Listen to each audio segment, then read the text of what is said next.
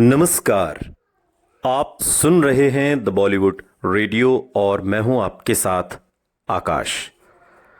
दोस्तों, आज के इस पॉडकास्ट में किस्सा गुरुदत्त का है, गुरुदत्त के परिवार का, माता पिता और महात्मा गांधी की भी बात होगी। गुरुदत्त की मां वसंती और पिता शिवशंकर राव पादुकोण मंगलौर के सारस्वत समुदाय से ताल्लुक रखते थे।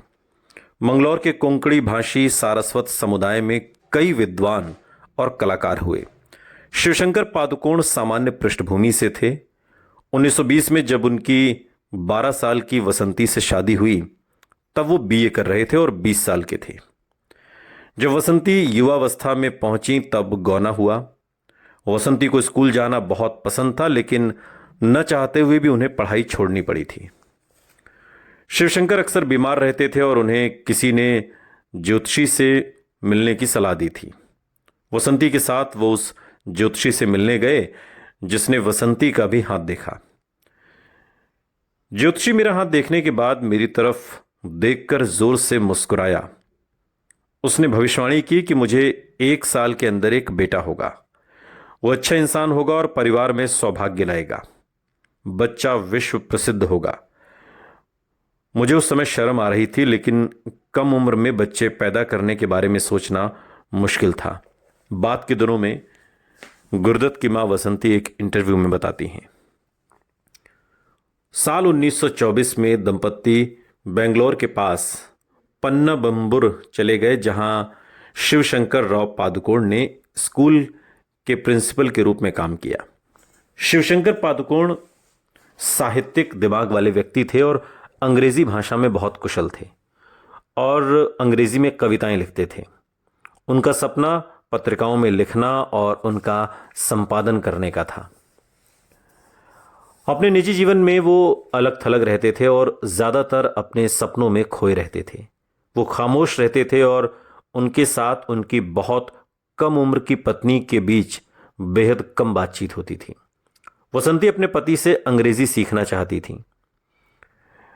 मैं अंग्रेजी सीखने के लिए तरस रही थी। मैं अनुवाद करती थी या अंग्रेजी में वाक्य बनाती थी और अगर वो सही मूड में होते थे तो मैं उन्हें ठीक कर दिया करते थे, और लेकिन ऐसा बहुत कम होता था। उनके गुस्सैल स्वभाव को मैं समझ नहीं पाती थी और मैंने उनसे सीखना धीरे धीरे बंद कर दिया। एक इंटरव्यू में बात के दिनों में गुरुदत्त की मां वसंती बताती हैं, शिवशंकर और वसंती एक दूसरे के साथ खुश नहीं थे। उन दिनों और उस दौर में सामाजिक रीति रिवाज ऐसे ही थे। अगर आपने शादी की है तो एक दूसरे को सहज करना सीखना होगा। वसंती ने भी इस बात का पालन किया। 9 जुलाई 1925 को ठीक दोपहर में वसंती और शिवशंकर के पहले बच्चे गुरुदत्त पादुकोण का जन्म हुआ। जन्म के 12वें दिन पालने की रस्म हुई और बच्चे के लिए 2 नाम सुझाए गए, वसंत कुमार और गुरुदत्त।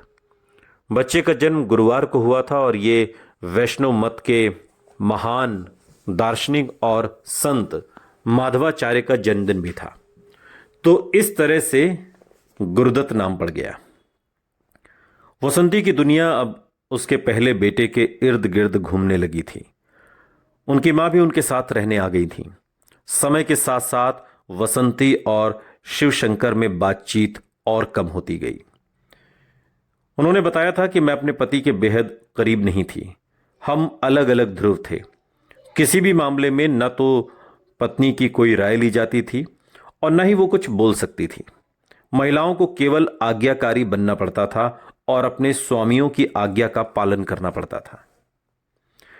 शिवशंकर ने स्कूल के प्रधानाध्यापक प्रिंसिपल की नौकरी से इस्तीफा दे दिया और एक बैंक की नई नौकरी के लिए बेंगलोर चले गए। हालांकि उनका दिल रचनात्मक लेखन का काम करना चाहता था। अपने जीवन और काम में रचनात्मकता की कमी से असंतुष्ट शिवशंकर ने बहुत जल्द बैंक की नौकरी से भी इस्तीफा दे दिया और फिर बंगलोर आ गए। बेंगलोर में वो एक प्रिंटिंग प्रेस में काम करने लगे और एक साप्ताहिक पत्रिका प्रकाशित करता था ये प्रिंटिंग प्रेस। हालांकि वो वहां भी ज्यादा देर तक नहीं टिके। वसंती जब दूसरी बार गर्भवती थी तभी शिवशंकर ने प्रिंटिंग प्रेस से भी इस्तीफा दे दिया। जीवन के लगातार दबावों के कारण वो चिड़चिड़े बनते जा रहे थे। अपने जीवन के उस चरण में वसंती इतनी बेचैन हो गई थी कि वो भाग जाना चाहती थी। 1927 में महात्मा गांधी ने बेंगलोर का दौरा किया।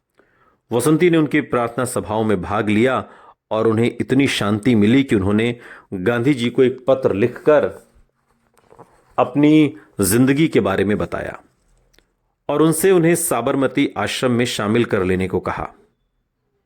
और आपको ताज्जुब होगा कि महात्मा गांधी ने वसंती, जो गुरुदत्त की मां थी, उनके पत्र का जवाब भी लिखा। उन्होंने लिखा कि प्रिय वसंती देवी, आपका पत्र मिला। ये भगवान की इच्छा थी। आप जहां हैं आपको वहीं रहना चाहिए। मां और पत्नी का कर्तव्य सबसे अहम होता है। अपने बच्चे का पालन पोषण अच्छी तरह से करो ताकि उसके पास जीवन का सामना करने का साहस और चरित्र हो। अपनी भारत माता की सेवा करो, उम्मीद कभी मत छोड़ना। सदैव तुम्हारा, मोहनदास करमचंद गांधी। ये चिट्ठी महात्मा गांधी ने वसंती देवी, गुरुदत्त की माताजी को लिखी थी। शायद वसंती ने महात्मा गांधी की ही सलाह का पालन किया। गुरुदत्त उनकी दुनिया का केंद्र बन गए। परिवार गंभीर वित्तीय संघर्षों से गुजर रहा था और उन्हें थोड़े समय के लिए बंबई और अहमदाबाद में रहना पड़ा। लेकिन तकदीर ने अपना रास्ता चुना था। शिवशंकर को कलकत्ता शहर कभी पसंद नहीं आया, लेकिन वहां उन्हें सेल्समैन की नौकरी मिल गई। उनका परिवार तब यह सोचकर कलकत्ता चला गया कि जल्दी ही उनकी नौकरी छूट जाएगी और वो फिर से एक नए शहर में चले जाएंगे। हालांकि बाद में शिवशंकर को बर्मा शेल कंपनी में प्रशासनिक क्लर्क की नौकरी मिल गई। ये एक ऐसी नौकरी रही जिसने आखिरकार परिवार की वैसी आर्थिक स्थिरता दी जिसकी उन्हें तलाश थी। वो अगले 30 वर्षों तक इसी कंपनी में काम करते रहे और इस तरह कलकत्ता शहर में गुरुदत्त ने अपने जीवन के शुरुआती साल बिताए। ये उनका अपना शहर बन गया, एक सांस्कृतिक रूप से जीवंत शहर जो उनके दिलो दिमाग में बस गया। और आगे चलकर जब गुरुदत्त बने तो उसमें कलकत्ता शहर का भी एक अहम योगदान था। सुनते रहिए द बॉलीवुड रेडियो, सुनता है सारा इंडिया।